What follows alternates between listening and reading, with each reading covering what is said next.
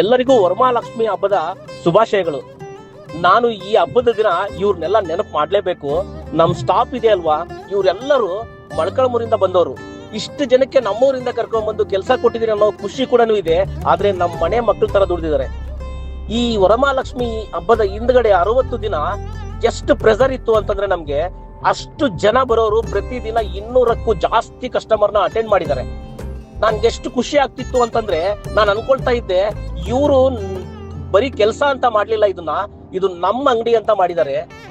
ನನ್ನ ಅದೃಷ್ಟ. ನಾನು ಅನ್ಕೊಳ್ತೀನಿ ಯಾವಾಗ್ಲೂ ನಾನೆಲ್ಲೋ ಪುಣ್ಯ ಮಾಡಿರ್ಬೇಕು ಈ ತರ ಸ್ಟಾಪ್ ಸಿಗೋದಕ್ಕೆ ನನಗೆ ಅಂತ.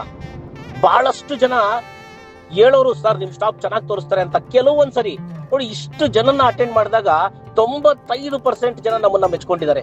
ಎಲ್ಲೋ 5% ಜನಕ್ಕೆ ಸ್ವಲ್ಪ ಬೇಜಾರಾಗಿರೋದು ಉಂಟು.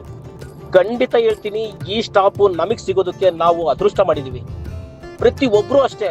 ನಮ್ ಕೋಮ್ಲಕ್ಕ ಅವರು ಬೆಂಗಳೂರವರು, ಅವರು ಕೂಡ ಅಷ್ಟೇ ಈ ಸ್ಟಾಪ್ ನೆಲ್ಲರನ್ನು ಒಗ್ಗೂಡಿಸ್ಕೊಂಡು ಇವ್ರ ಹತ್ರ ಎಲ್ಲ ಮಾತಾಡಿ ಕಸ್ಟಮರ್ಗೂ ನೀಟಾಗಿ ಅಟೆಂಡ್ ಮಾಡಿ. ಇನ್ನ ಇಬ್ರು ಮಿಸ್ ಆಗಿದ್ದಾರೆ ಇದರಲ್ಲಿ. ಪೂಜೆ ಟೈಮಲ್ಲಿ ಅವರಿಲ್ಲ, ಅವರು ಕೂಡ ಅಷ್ಟೇ. ಎಲ್ಲರೂ ಪ್ರತಿ ಒಬ್ರು ನಮ್ಗೆ ಅಷ್ಟೊಂದು ಸಹಕಾರ ನೀಡಿದ್ದಾರೆ. ಖಂಡಿತ ನಾನು ಈ ಹಬ್ಬದಲ್ಲಿ ಯಾರಿಗಾದ್ರೂ ಕೃತಜ್ಞತೆ ಸಲ್ಲಿಸ್ಬೇಕು ಅಂತಂದ್ರೆ ನಮ್ ಸ್ಟಾಫ್ಗೆ ಸಲ್ಲಿಸ್ಬೇಕು. ಆ ವರಮಹಾಲಕ್ಷ್ಮಿ ಆಶೀರ್ವಾದ ನಮ್ಮ ಹುಡುಗರ ಮೇಲೆ ಯಾವಾಗ್ಲೂ ಇರ್ಲಿ ಅಂತ ನಾನು ಕೂಡ ಆಶಿಸ್ತೇನೆ.